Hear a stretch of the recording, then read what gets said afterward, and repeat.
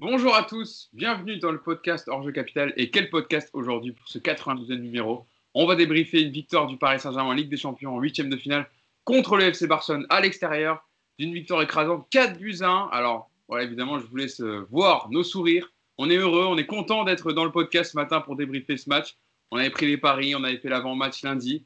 Et voilà, on va évidemment revenir sur l'ensemble du match pendant tout le long de ce podcast avec le sourire. Et je vais me tourner en premier pour présenter l'équipe qui m'a accompagné, l'équipe habituelle, vous la connaissez par cœur maintenant, mais bon, toujours un petit tour de table pour présenter les copains. Nicolas Puravo, salut Nico. Je commence avec toi parce qu'il y a un commentaire lors du dernier podcast, dans les commentaires YouTube, qui m'a dit pourquoi vous présentez toujours Nico, enfin pourquoi tu présentes toujours Nico en dernier. Et bien cette fois, tu seras présenté. Je te remercie d'ailleurs, c'est le membre de mon fan club. Pour l'instant, ils sont que un. Il n'y a que lui. Donc, écoute, salut, bonjour à tous. Ravi d'être avec vous ce matin. Qu'est-ce qu'on leur a mis, les amis? Qu'est-ce que les gens disent? Mais qu'est-ce qu'on leur a mis? Si on avait dit une victoire 4-1, je pense qu'on nous aurait pris pour des fous. Si on avait dit ça lundi, personnellement, je pense pas qu'il y en ait beaucoup. Alors, je vais me tourner vers la deuxième personne qui nous accompagne pour ce podcast. C'est Mousse que vous voyez avec le sourire. Et pourquoi il a... Salut Mousse. Salut tout le monde. Alors, pourquoi ce sourire, Mousse? Déjà, lundi dernier, j'étais le seul qui était optimiste et qui disait qu'on allait le faire et sans doute avec la manière. Donc voilà, tout a été réuni hier soir. Super soirée, j'ai très bien dormi. Je me suis même levé plus tôt que d'habitude. J'étais tellement excité pour débriefer ce match que voilà, j'étais debout aux aurores, un peu fatigué, mais tellement heureux. Voilà, après le vol qu'on avait subi en 2017, leur en mettre 4 chez eux et en plus sans Neymar. C'est formidable. Voilà. Donc, ouais, super soirée et ça va être une super semaine. Ouais, effectivement. Yacine Amnet pour compléter la bande. Salut Yass. Bon, toi aussi, tu es très heureux aussi ce matin. Il n'y a pas grand-chose, franchement, à retirer de négatif. Hein. Mais, alors, salut à tous déjà. Alors, en fait, enfin, les gens vont comprendre que, voilà, aujourd'hui, je réalise mon rêve. C'est mon rêve de débriefer que des matchs comme ça. Et c'est pour ça que je suis aussi critique dans les autres, parce que moi, j'aimerais faire que des podcasts comme aujourd'hui. Ah, mais du coup, tu te régales 2 fois par an, en fait. Bah ouais, mais bon, c'est déjà ça. Il y en a qui se régalent pas du tout. Ah, mais voilà, vous le savez, Yacine est quelqu'un d'exigeant, mais il demande cette exigence parce qu'il sait que le PSG est capable de livrer des prestations comme hier soir. Malheureusement, ce n'est pas tout le temps le cas, mais quand ça arrive, ça arrive. Juste si je peux rajouter un truc pour dire que ce club rend fou. C'est quand même qu'hier, j'ai reçu quelques textos pour dire attention, parce que quand même, on a déjà vécu des trucs de fou. Et j'ai même reçu un texto, ça me permet de parler un peu des gens avec qui j'échange. J'ai pas aimé le 4e but parce que j'ai peur que ça les mette trop en confiance. Tu vois, on est limite à se dire, vaut mieux gagner 3-1, vaut mieux. Tellement ce club, il rend fou. On est matrixé, on est un peu zinzin, les supporters. Franchement, je veux pas leur en vouloir aux supporters parce qu'on s'est tellement enflammé sur certains matchs. C'est pour ça. C'est tellement déçu, mais c'est vrai que après une prestation comme ça, mais je vous le dis direct, hein, on va pas être du tout pessimiste et se poser cette question-là comme t'ont dit les gens Yacine hier, parce que sinon on s'enflamme jamais et au final on prend jamais de plaisir. Si on commence à dire oui mais attention parce que même avec 4 buts à l'extérieur, on va quand même s'enflammer, enfin s'enflammer. On va revenir sur le match, mais de belle manière parce qu'ils ont été brillants hier soir les Parisiens. Et justement, donc on va revenir sur ce match évidemment, cette victoire 4-1 du Paris Saint-Germain face au FC Barcelone au Camp Nou à l'extérieur, démonstration de force des Parisiens, copie parfaite rendue avec une victoire 4-1 avec un triplé de Kylian Mbappé, un but de Moïse Kean. Messi avait ouvert la marque, mais les Parisiens ont vite réagi dès la 32e minute avec Mbappé, et puis ensuite s'ensuit le match que tout le monde a vu hier soir. Alors, ma première question que j'ai envie de vous poser, Yacine, je le disais, quelle démonstration de force des Parisiens, match maîtrisé de A à Z, sans ballon et avec ballon. Grosse performance de tous les joueurs. Il n'y a même pas un joueur à cibler hier dans tous les compartiments du jeu. Est-ce que ce n'est pas le meilleur match à l'extérieur en Ligue des Champions de la RQSI? Le meilleur, je ne sais pas, parce que celui à Manchester était aussi très bon, le 2-0 en 2019. Maintenant, ce qui est sûr, c'est qu'on a senti plusieurs choses. La première, c'est que le match il avait été préparé. À savoir qu'il y avait un plan de jeu qui servait des faiblesses de Barcelone, des forces du PSG, que ce plan de jeu il a été respecté par tout le monde. Tout le monde a fait les efforts, tout le monde a respecté ce qu'il avait à faire et tout le monde a fait ce qu'il savait faire. Et la troisième chose, c'est que dans la gestion du match, Pochettino a eu un vrai rôle. On y reviendra après, mais rapidement, par exemple, la sortie de Gay. Alors, je sais qu'on va tous la trouver logique, parce qu'effectivement, Gay est à la limite de prendre un deuxième carton jaune avant la mi-temps. Mais en fait, on a déjà vécu des matchs où il y a des joueurs qui sont à la limite, et le coach pousse encore un peu après la mi-temps en se disant, il y a eu la mi-temps, ça va se calmer, l'arbitre, ceci, on va gratter encore un peu de temps et on va voir. Là, Pochettino, il a pris la décision. Alors, elle paraît logique, malgré tout, il fallait le faire. Il l'a fait. Donc même lui, dans sa gestion du match, il a été très bon.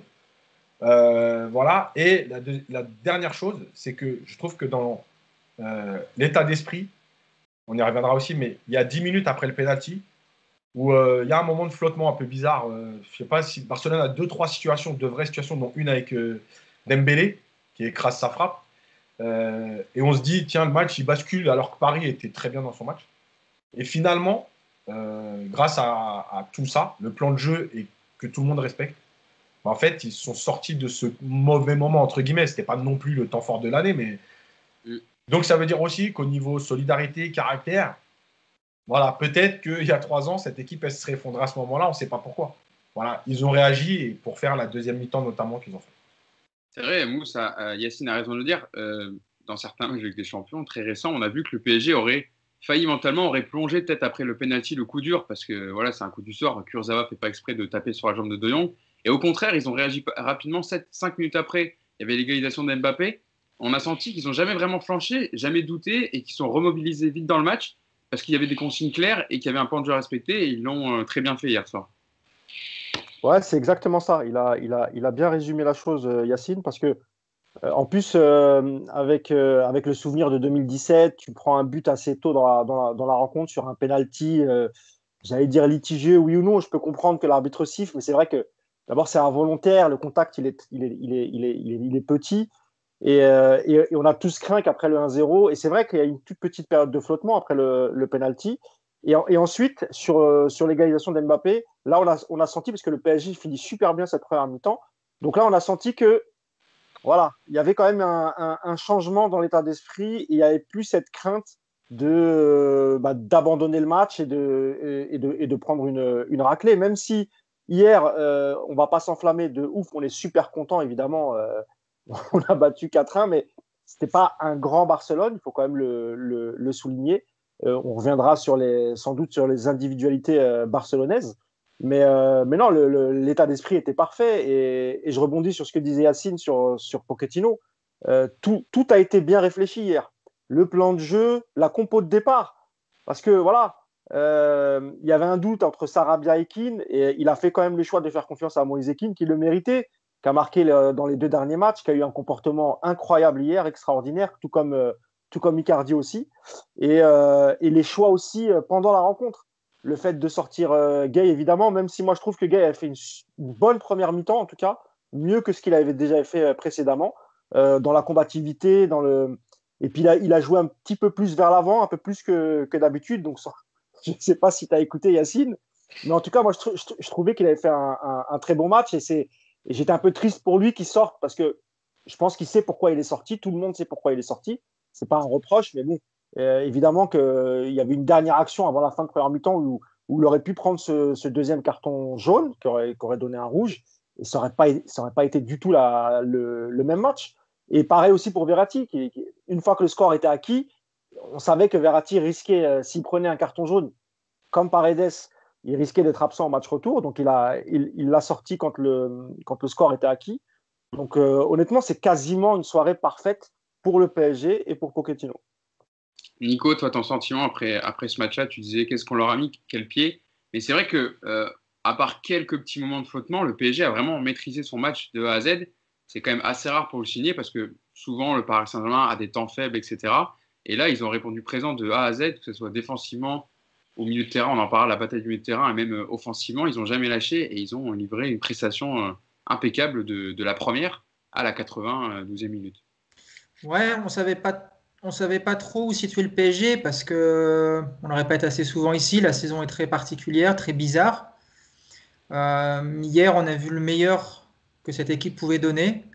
Et alors déjà, je vais tout de suite balayer, désolé Mousse, mais l'idée qu'on n'a pas vu un grand Barça en face.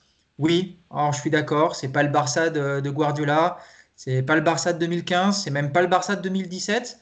Mais cette équipe-là, quand elle prend 8-2 contre le Bayern, personne ne dit le Barça, le Barça. Tout le monde dit le Bayern, formidable machine. Donc l'équipe qu'il y avait en face, elle était troisième de Liga. On nous fait suffisamment suer avec la formidable Liga, la Liga espagnole, le plus grand championnat du monde. Donc on va pas. Nico, je ne cherchais absolument pas à minimiser la Je prestation des sais, Parisiens. Ah, je l'ai même dit. Je souligne juste que les Barcelonais hier, c'était pas non plus, c'était pas, Ouais, mais sans enlever, non, mais sans rien enlever, il faut être objectif, sans rien enlever à la qualité de jeu du PSG. Hein. Évidemment que le PSG c'est aussi le PSG qui a mis en difficulté Barcelone. C'est aussi pour ça, c'est aussi par le jeu du PSG que Barcelone n'a pas été très bon. Mais il faut souligner aussi que le Barcelone n'a pas été bon, c'est tout. Mais ça n'enlève absolument rien à la prestation du PSG. Hein. Je suis ouais, d'accord je avec toi, sais. du coup. C'est pour ça que je te dis, c'est pas je suis d'accord, c'est pas le Barça d'il y a quelques années. On n'est évidemment pas en face d'une équipe du niveau actuel de City ou du Bayern. Mais voilà, c'est Barcelone, c'est Bien sûr. Messi, c'est le Camp Nou, c'est tout ce qui allait autour de ce match. Et par rapport à ça, ce qu'a fait le PSG hier, effectivement, c'est juste immense. Après, moi, je pense qu'il y a deux choses sur lesquelles on va beaucoup parler. Déjà, la première chose, pour moi, c'est vraiment Pochettino sur ce match, que ce soit dans la préparation, dans la manière dont il a complètement il a ciblé les faiblesses de ce Barça et on les a exploitées avec une. C'était même tellement évident que ça paraissait trop simple, mais voilà, Pochettino, il a complètement dominé Koeman tactiquement sur ce match. Alors, il a effectivement une équipe qui lui permet, je pense aujourd'hui, plus de proposer ce genre de choses, mais voilà, il y a une vraie victoire de Pochettino dans l'approche. On a préparé un 4-2-3-1 depuis un mois et demi et comme par miracle, on ne se présente pas dans un autre système le jour du gros match. Voilà, il a été fidèle à tout ce qu'il a mis en place depuis qu'il est arrivé. Ça a très très bien fonctionné. Avant, pendant, tout a été très très bien fait. Et puis effectivement, la deuxième chose hier qui fait plaisir, c'est cette force collective qui s'est dégagée, c'est ce bloc, c'est cette impression de voir toute une équipe qui joue dans le même sens. Il n'y en a pas un qui a essayé d'être le héros pour d'autres. Ils ont tous vraiment bien tenu leur rôle. Même Gay, effectivement, fait une très très bonne première mi-temps et il faudra quand même pas l'oublier dans le bilan de ce match. Et à l'arrivée, ça te donne un PSG qui surclasse le Barça d'une manière inattendue, je vais dire quand même, malgré tout, parce que moi, je ne les pensais pas capables de faire 90 minutes de ce niveau-là, sans baisse de régime ou presque, et gros pied hier, ouais, gros kiff, je pense que tout le monde a apprécié, et ça fait plaisir de voir ce genre de match, vraiment. Je vais vous donner quelques petites stats au fur et à mesure du podcast, deux petites stats que j'ai repérées sur Opta et que je vais vous donner.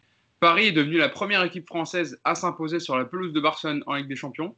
Après 10 rencontres sans victoire pour les clubs de l'Hexagone, il y avait 2 nuls et 8 défaites. Donc déjà, c'est un des exploits hier du Paris Saint-Germain. Paris a marqué aussi lors de chacun de ses 20 derniers déplacements en Ligue des Champions. Seul le Real Madrid, qui avait marqué lors de 22 déplacements entre 2010 et 2014, fait mieux dans l'histoire de la compétition. Donc c'est dire quand même aussi, ça rajoute du poids au match du Paris Saint-Germain hier. Passons, avant de passer à la bataille du milieu de terrain qui a été emportée par le PSG, Yacine, passons à la prestation collective des Parisiens. Parce que avant de parler de certaines individualités qui ont brillé hier, il faut mettre aussi en avant le collectif, parce que pour que les individualités s'expriment, il faut que le collectif soit fort. Et donc, il faut souligner avant tout le fait que, on l'avait dit dans le podcast lundi, parce qu'on disait, c'est le jour d'Mbappé, il faut qu'il relève le défi. Oui, mais pour qu'Mbappé il soit à ce niveau-là hier, il faut que les ballons viennent, il faut que ça défende bien, il faut que ça ressorte vite, il faut que Paredes joue très vite vers l'avant, il faut qu'il y ait une structure. Et hier, il y a eu tout ça pour que, au final, Mbappé, en fait, c'est la cerise sur le gâteau, mais ce qu'il y a à mettre avant tout en avant hier, c'est la prestation collective et ce bloc, comme disait Nico. En fait, la différence avec ce qu'on a vu avant, c'est que avant, c'était Neymar ou Mbappé, donner le ballon à Neymar et Mbappé, faites la différence. Là, aujourd'hui, c'est le collectif qui aide Mbappé à faire la différence. Et c'est tout ce qui change. Moi, je l'avais dit plusieurs fois dans les podcasts, quand on parlait un peu de ce que doit faire un entraîneur. C'est tu as une ou deux stars, entre guillemets, ou joueurs capables de te faire la différence. Et tu dois les mettre dans les meilleures conditions en respectant le jeu. En fait, hier, tout le monde a respecté le jeu. Je regardais à un moment donné, oui, on n'a pas forcé les passes sur Mbappé. C'est-à-dire qu'on a été chercher Keane de l'autre côté, qui a très bien d'ailleurs gardé le ballon sur certaines séquences pour faire remonter le bloc. On a joué vers l'avant au maximum avec certaines séquences où on s'est dit, bon, c'est peut-être pas le moment, donc on va la garder. Voilà, je trouve que tout a été bien géré. Et c'est là que tu sens que dans la préparation du match, alors Pochettino l'avait dit, après, en conférence de presse, on peut tout dire, mais il a dit, voilà, on n'a que 2 jours pour préparer le match, il y aura beaucoup de vidéos. Je suis désolé, mais moi, quand je vois le match, je vois ce que j'ai vu. Alors, je fais un peu de pub pour la minute coach, mais ce que j'avais présenté de Barça-Séville, c'est ce qu'on a vu hier sur les forces et les faiblesses du Barça. Quand j'ai présenté le match de PSG-Barça, j'avais dit si chacun respecte son rôle, le jeu vers l'avant. Et en fait, hier, j'ai vu, en regardant le match hier soir après, que effectivement, dans l'intention de jeu, les Parisiens ont joué au maximum vers l'avant, en tout cas sur les premières passes. C'est-à-dire qu'après, s'il y avait une mauvaise passe, s'il y avait un mauvais contrôle, on repartait dans une phase de conservation. Mais la première idée, c'était d'aller leur faire mal.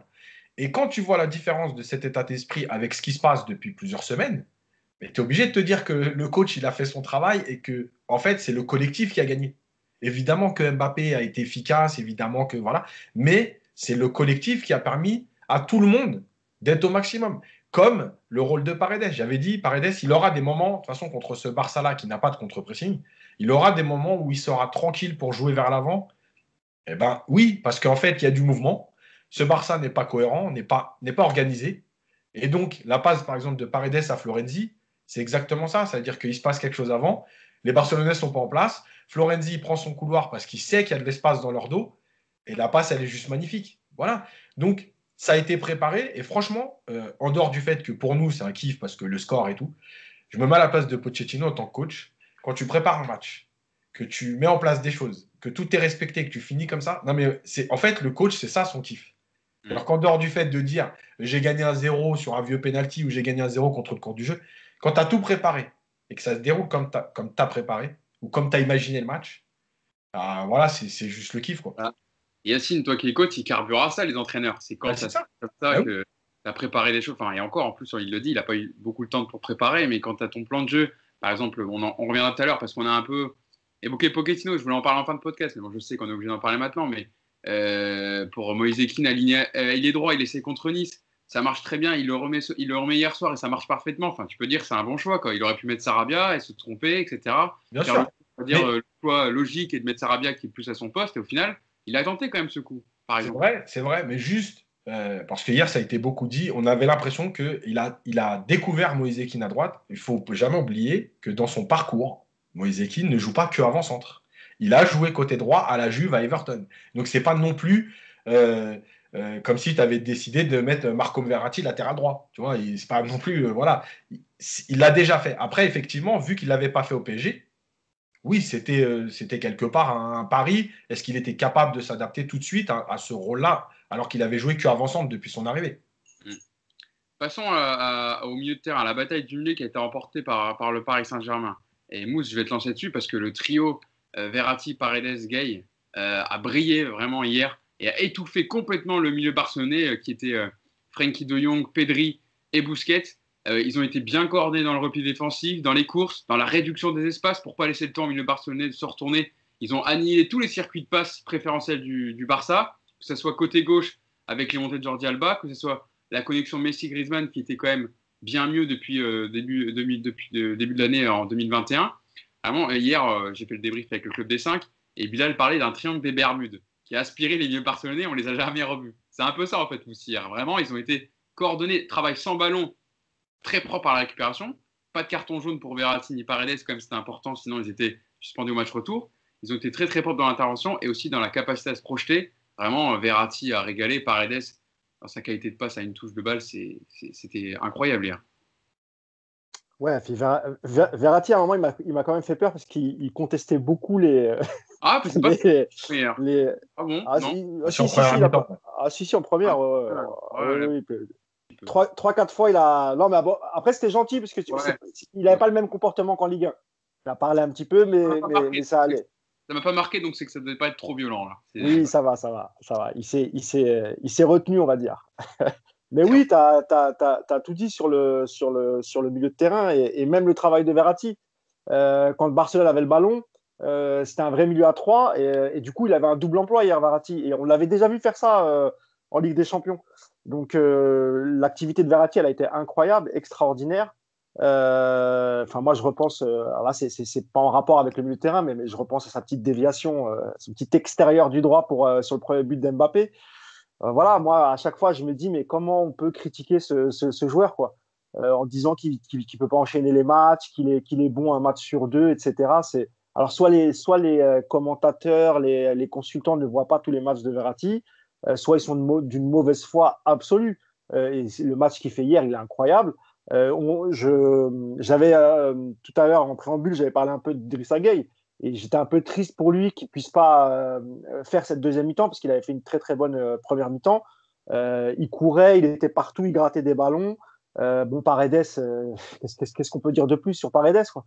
Hier encore, pareil, il fait un grand match sur ses ouvertures, jeu court, jeu long.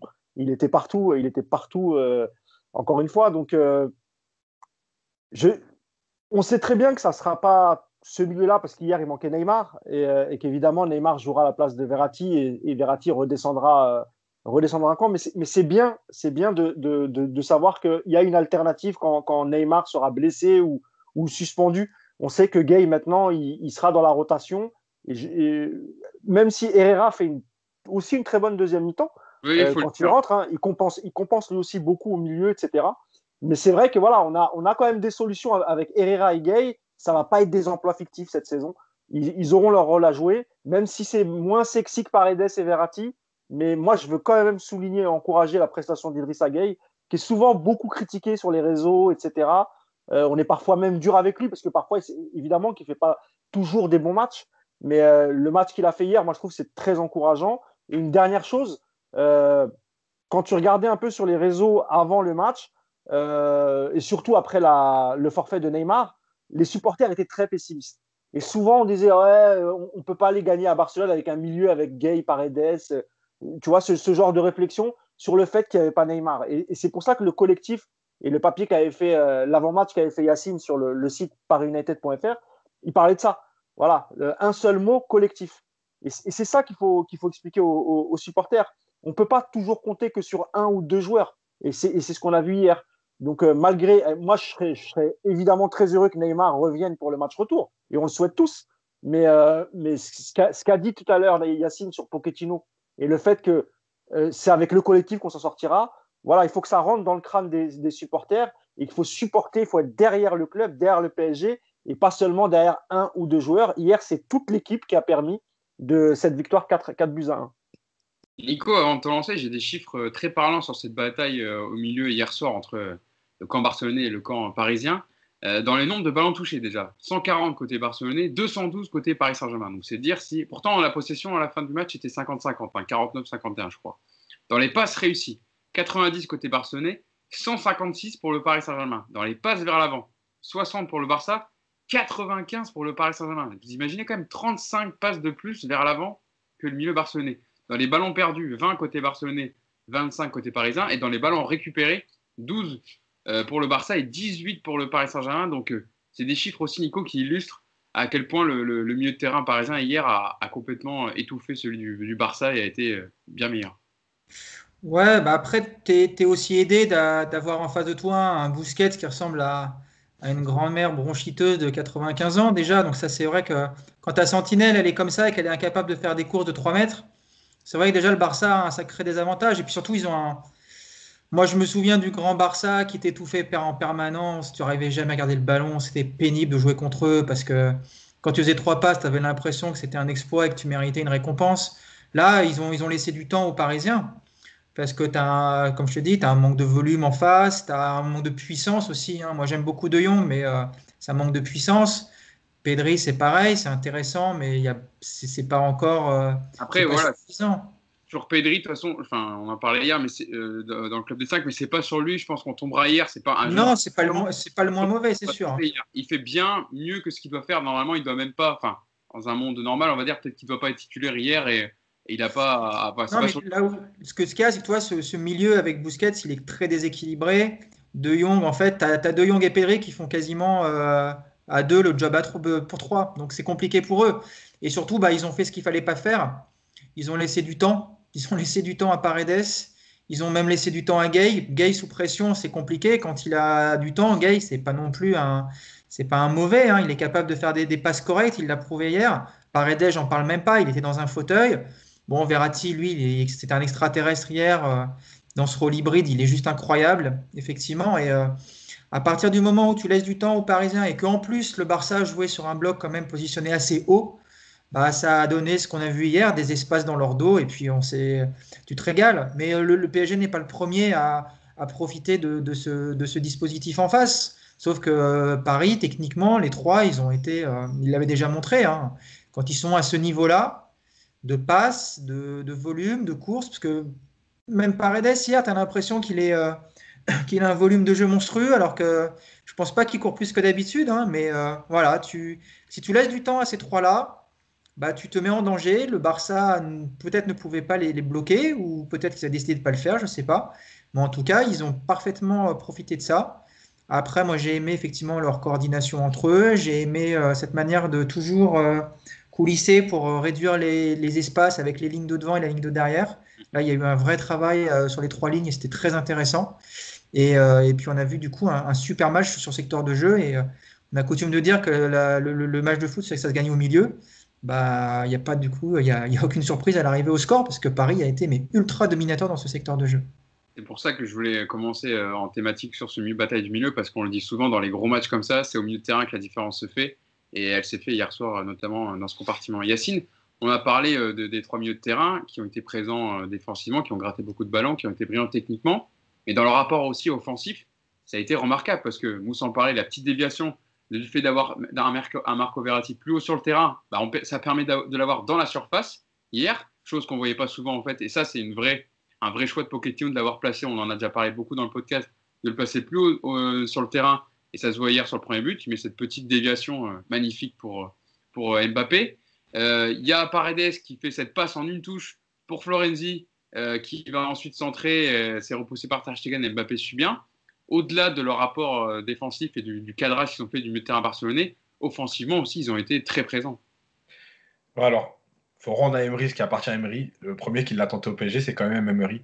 Sauf qu'à ce moment-là, il n'avait pas le groupe avec lui. Et il a été obligé de vite revenir en arrière. Mais le premier qui met Verratti en 10, c'est Emery en début de saison, justement, quand il arrive. Et bref, tout le monde n'est pas tout à fait d'accord, donc ça change. Parce que je crois que Pastore est blessé à ce moment-là, c'est pour ça. Oui, mais justement, là aussi, malgré tout, c'est parce que Neymar. Mais c'était. Emery, il avait cette idée-là aussi, parce que Verratti, lui aussi, comme Keane tout à l'heure, dans sa formation à Pescara, il est numéro 10. Il redescend au fur et à mesure des catégories, enfin, quand il arrive chez les seniors, parce qu'en 10, bon, tu as le jeu dans ton dos, il y a plus de tampons. Donc voilà, mais c'est sa formation.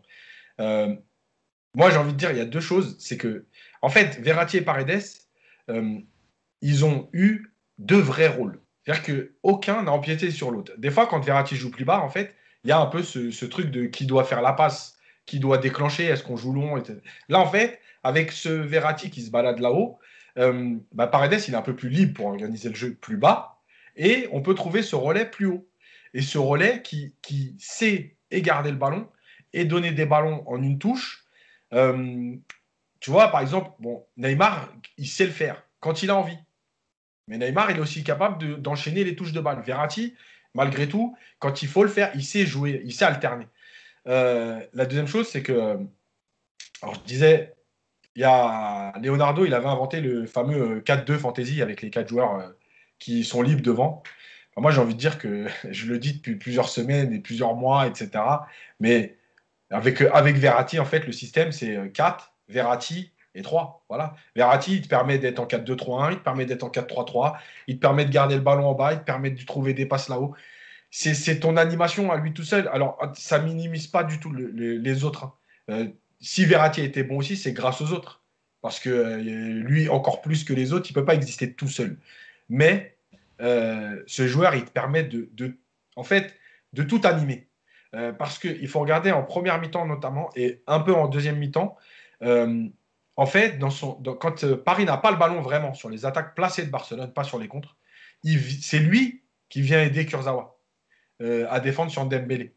Et dans la Minute Coach, par exemple, il y a une situation où je vais montrer comment il est venu aider Kurzawa et comment, en fait, il oblige Dembélé à ressortir le ballon au lieu d'aller percuter Kurzawa, parce qu'il vient se positionner et il dit à Kurzawa, en gros, va fermer là-bas, de toute façon, comme ça, lui, il ne peut pas y aller. moi, je ferme ici, je suis là. Et en fait, il n'aura pas le choix de revenir en arrière. Et c'est ce qui va se passer. Et donc, Verratti, hier, il a tout fait. La passe, comme tu dis, sur le but. Voilà, bah, en fait, bon, le problème, c'est qu'il faut trouver le bon instant. Mais juste au moment du centre, il met un coup d'œil, il voit Mbappé. C'est-à-dire que la passe, il la met pas genre pour dire je fais une déviation devant le but, il se passera ce qui se passera. Il a vu Mbappé. Voilà. La première, et il y a une action significative de ce que Paris a décidé de faire. C'est la première action du match. Quand Verratti a le ballon, que Mbappé il prend la profondeur et que Verratti lui met le ballon par-dessus. Et Mbappé rate son contrôle. Et ben en fait, quand j'ai vu cette action, je me suis dit, tiens, je crois que le plan de jeu, il est clair. On va être en place, mais par contre, à la récupération, il y a des déclencheurs. Quand Verratti a le ballon, il va se passer ça, etc. Parce que l'appel d'Mbappé, il est très bon. Mais il n'y a pas de décalage. C'est-à-dire qu'il y a 3 Barcelonais et il passe entre les 3. Ça veut dire que c'est vraiment en se disant, on est là pour leur faire mal avec la vitesse. Et la qualité de passe de Verratti et Paredes. Et la dernière chose, c'est qu'en première mi-temps, il faut regarder le festival de passes en première intention de Paredes. Il a pris des ballons et pratiquement orienté face à la ligne de touche, il mettait des ballons vers l'avant sur Icardi, sur Mbappé, sur Kim. Encore une fois, moi je suis d'accord pour dire que peut-être. Souvent, il y avait ce circuit hier, je te coupe 2 secondes, il y avait ce circuit Marquinhos, Paredes et Paredes qui enchaîne directement. C'est voilà. vrai. Ouais. Et je redis que oui, c'était ce Barcelone-là. Ça veut dire que, je l'avais dit avant, Paredes aura du temps aujourd'hui. Contre un Liverpool, par exemple, peut-être qu'il sera en difficulté. D'accord ? En tout cas, quand tu lui laisses ce temps-là, il n'y a rien à dire. Avec le ballon, il n'y a rien à dire. Après, en plus, là où il est intéressant, c'est que, et c'est là aussi où Pochettino, c'est intéressant ce dispositif à 3, c'est que tu mets Paredes un tout petit peu en dessous à la perte du ballon, un petit peu en dessous de Gay et de Verratti, parce que tu sais que Gay, il a le volume de jeu pour justement aller aider côté droit avec Florenzi. Tu mets Verratti son pendant côté gauche, comme le dit Yas, pour aller aider Kurzawa. Et à l'arrivée, tu as effectivement à la perte du ballon un milieu tu passes en 4-3-3 en fait à la perte du ballon et tu as vraiment 2 joueurs qui sont ultra présents dans leur volume, quoi. Et c'est aussi pour ça où c'est assez rigolo quand on entend des personnes qui t'expliquent que Verratti n'a pas de volume de jeu pendant 75 minutes. En plus, je rappelle qu'il revenait d'une semaine sans jouer, enfin même plus, ça faisait 9 jours qu'il n'avait pas joué. Les 75 minutes en termes de volume de jeu de Verratti hier, c'est juste mais monstrueux. C'est vraiment monstrueux ce qu'il fait. Et donc à l'arrivée, en plus dès que tu récupères le ballon, lui il monte d'un cran et puis il va se retrouver au niveau de la surface. Donc hier, ce qu'il fait en termes de kilomètres, en termes de course, en termes d'intensité, qu'on ne vienne pas nous dire que ce mec-là, il a une hygiène de vie qui n'est pas compatible au haut niveau. Parce que ce match-là, hier, en termes justement de physique, c'est absolument incroyable. À la mi-temps, il y a une donné par RMC Sport. C'était le joueur parisien Verratti qui avait couru le plus. Il était à 5,7 km déjà. C'était Frenkie de Jong en deuxième à 5,6 km. Mais c'est pour vous dire à quel point il a couru. Il a été partout. Il a fait comment on appelle ça comment on appelle ça sur une voiture. L'essuie-glace. L'essuie-glace. J'avais un trou, désolé. L'essuie-glace, pardon. Oui, Mousse. Ouais, juste un dernier mot sur Paredes. On sent que Pochettino, il a quand même fait un de ses hommes de base au milieu. Hier, au premier arrêt de jeu, je crois, au deuxième arrêt de jeu, c'est à Paredes qui parle. C'est pas à Marquinhos, c'est Paredes à qui il parle sur le long de la touche. Et c'est aussi ce qui permet aussi à Verratti d'être bon, comme l'a dit Yacine. Et Paredes, sous Pochettino, il prend une vraie dimension au Paris Saint-Germain, je trouve. Mais c'est ce que je voulais dire, Mousse, parce que c'est un des choix forts. Pardon. Non, t'inquiète, il n'y a pas de souci. Hein. Au moins, ça veut dire qu'on a les mêmes idées en tête. Et c'est vrai que c'est un vrai choix de Pochettino de mettre Paredes vraiment devant cette défense, de l'installer en plaque tournante. Il a été blessé les 2 premiers matchs contre Saint-Etienne et le match d'après en Ligue 1. Et depuis, il n'est jamais sorti du 11. Il a toujours commencé titulaire les matchs quand même. Et moi, ce qui m'a marqué, en plus de sa qualité de passe qui a été incroyable en une touche, c'est le calme qu'il a eu en fait. Parce qu'on a souvent dit Paredes, il peut péter les plombs dans les gros matchs. Il ne sait pas se tenir, on voit plus souvent quand il fait des fautes. J'en ai pour preuve les derniers matchs, notamment aussi contre Marseille, où beaucoup étaient énervés par son comportement. Là, hier, vous avez vu quand même le calme qu'il a gardé, même le sang-froid qu'il avait. Le match était correct aussi, Hugo. Le match était plutôt correct hier. Mais à l'entrée de surface. Quand tu as une chialeuse comme Busquets sur chaque contact, non mais ça, moi, je dis franchement, il faut garder son calme parce que Busquets. Et en plus, je disais dans le calme, dans son comportement, mais aussi quand il avait le ballon, parce que il était toujours calme, il essayait toujours de chercher la zone, de cibler la bonne zone. Il s'énervait jamais, et ça rassure quand même une équipe. Quand tu as un milieu comme ça qui est aussi tranquille avec le ballon et qui panique pas, bah, ça te permet quand même un peu d'avoir un peu de sérénité pour tout. Et je rappelle que Leonardo a toujours voulu s'en séparer. Donc moi, je pense qu'il va rester un sacré bout de temps Paredes. Quand tu vois que ce soit sur le terrain et en dehors du terrain, comment il est apprécié, notamment par des joueurs comme Neymar, qui sont plutôt rassurés de voir Paredes au milieu de terrain pour plusieurs raisons, et notamment le bodyguard aussi, tu vois. Mais ouais, Paredes, je pense que Leonardo, il va oublier cette idée de le vendre. En tout cas, tant que Pochettino sera là, je vois pas comment il pourrait quitter le club, et c'est tant mieux d'ailleurs, parce que c'est quand même un super joueur. Décidément, c'était vraiment dans la tête parce que j'allais dire, Ah, Neymar, merde. il a gazouillé sur Twitter après le match au sujet de Leandro Paredes. Il a dit Oui. quel match d'équipe, Paredes a été monstrueux, c'est un crack. Donc voilà pour vous dire à quel point il adore aussi. Nico. C'est quand même mieux d'avoir des milieux au milieu et des défenseurs en défense. Après, c'est un avis personnel. Non, bah, tu vois, Une bise à Tourelle. Ouais, bah justement, pour rebondir sur Tourelle, c'est quand même dingue que ce Paredes, ça fait quand même un petit moment qu'on en parle en disant que c'est un bon joueur, il faut arrêter de le bâcher en permanence, de nous rappeler le prix de son transfert. Moi, enfin, j'ai lu des commentaires sur lui, mais affligeants. C'est un bon footballeur. Et c'est hallucinant qu'il n'ait pas eu du temps de jeu avec Tourelle plus souvent, avec son association avec Verratti, elle n'ait jamais été essayée sur la longueur, parce que ça sautait aux yeux que ces deux-là, ils parlaient le même football. Et il a fallu attendre que Pochettino arrive pour qu'enfin il y ait un mec qui soit capable de le voir et de les mettre sur le terrain. Résultat, aujourd'hui, Pochettino, il n'est pas arrivé en disant tiens, Paredes, il a une bonne bouille, je vais le mettre parce qu'il est argentin comme moi. Il a senti que ce gars-là, au milieu, il t'apportait quelque chose. Et ce que fait Paredes depuis un mois maintenant, bah, ça ferme pas mal de bouches, je pense. On a parlé de cette bataille du milieu de terrain remportée par le Paris Saint-Germain. Parlons d'un joueur hier. Attention, le débat est lancé sur Kylian Mbappé. Triple buteur hier, insaisissable, franchement intenable. Il était très attendu, hein, et ce qu'on peut dire, c'est qu'il a largement répondu aux attentes et aux défis d'hier soir. En première période, on a vu un Mbappé très collectif, excellent finisseur sur la passe de Verratti. Voilà, il mystifie l'anglais. Bon, l'anglais est un peu impression, il est scotché à la pelouse, il bouge pas avant de frapper sous la barre. En seconde période, franchement, il a gagné la majorité de ses duels. Il a fait beaucoup de mal avec sa vitesse et ses dribbles, dans les différences, dans les duels gagnés. Et Yacine, c'est vrai que je vais te lancer dessus en premier. Je suis désolé, je vous aurais bien lancé Nico et Mousse, mais je me tournais vers Yacine. Qu'est-ce que tu veux qu'on dise, nous, après, Yacine? Ah oui. On va aller prendre un café, moi, Nico et moi. J'ai entendu Yacine dire je ne parlerai plus d'Mbappé de la saison. Et là, t'es obligé. Je suis désolé. Non, en négatif. Non, j'avais dit jusqu'à Barcelone. Jusqu'à Barcelone, oui. Et pour moi, comme on allait se faire éliminer en 8e, c'était la fin de saison. Non, je rigole. Non, sur le match de Kylian Mbappé hier, franchement, dans la qualité de ses choix, pas de fioriture avec le ballon, du jeu en 1-2 touches, buteur décisif, c'est ce qu'on attendait. Voilà, de cette cerise sur le gâteau qui a sublimé le collectif. Prestation parfaite de l'attaquant français hier, Yacine.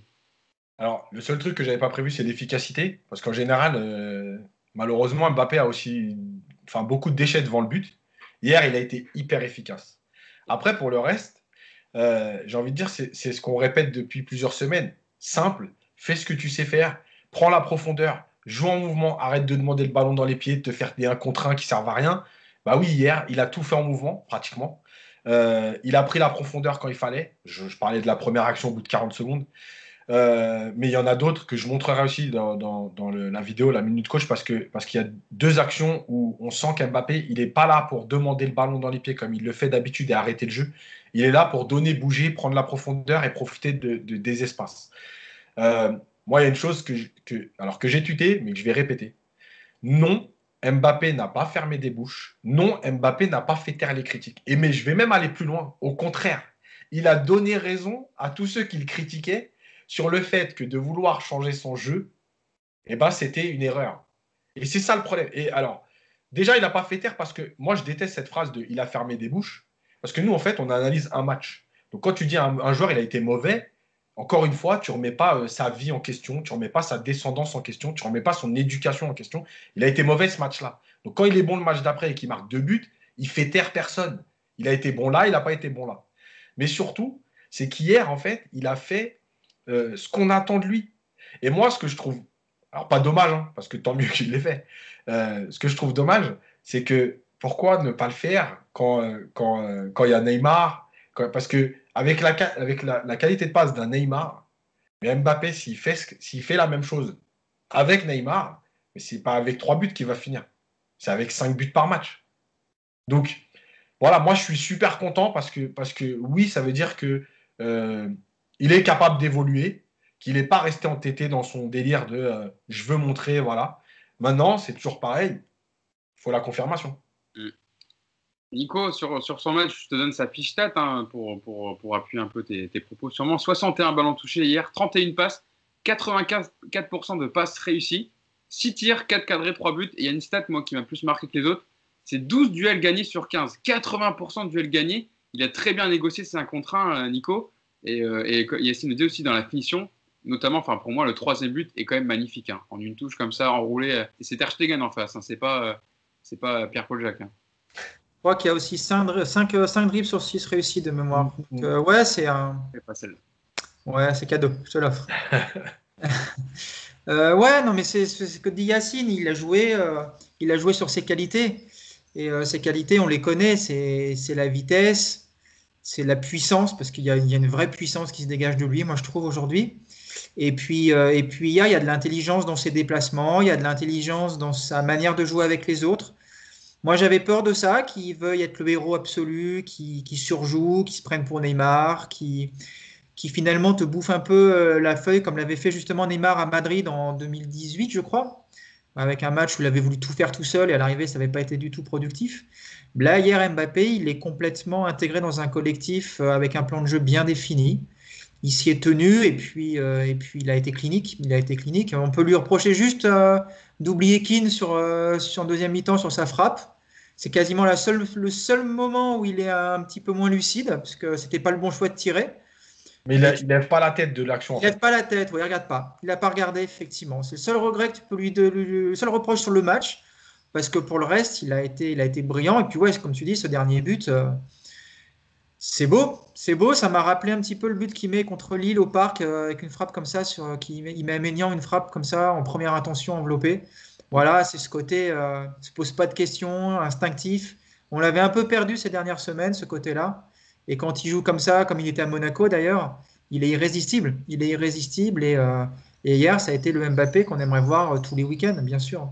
Moi, ce qui m'a fait kiffer encore plus que le but de Mbappé, le 3e but de sa frappe, c'est quand même l'ami qui amène le ballon jusqu'à lui, à la petite passe décisive. Qui c'est qu'il a fait?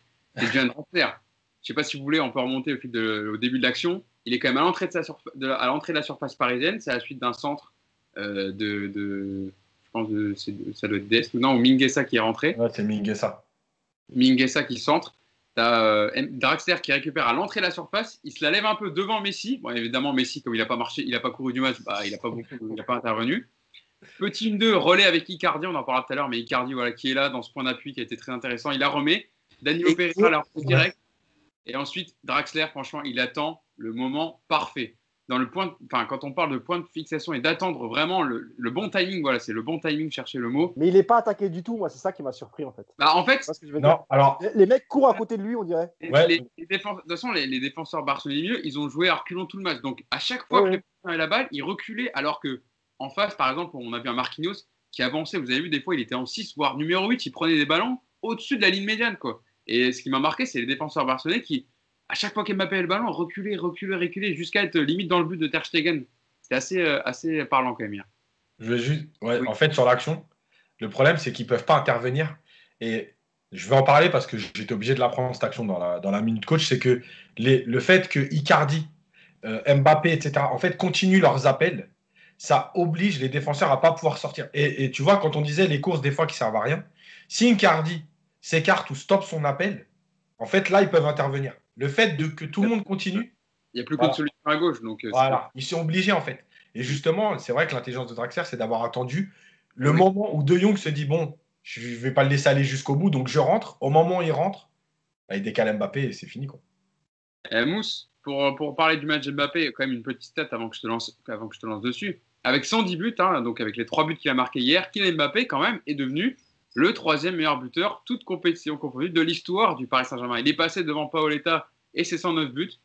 Il reste évidemment que Ibrahimovic qui est 2e avec 156 buts et Cavani, évidemment, le meilleur buteur de l'histoire du club avec 200 buts. Mais voilà, hier, Mbappé, Mousse, au-delà de son match, etc., même dans les stats, il rentre un peu plus dans l'histoire du PSG. Et la question que je voulais te poser, c'est Est-ce que c'est un match qui marque l'aventure parisienne de Kylian Mbappé et qui peut jouer peut-être dans une possibilité d'avenir plus florissant? On le sait avec sa prolongation de contrat qui est dans toutes les têtes au Paris Saint-Germain. C'est 111 buts. Hein. Ouais, ce que Oui, je c'est dire. ça, c'est 111.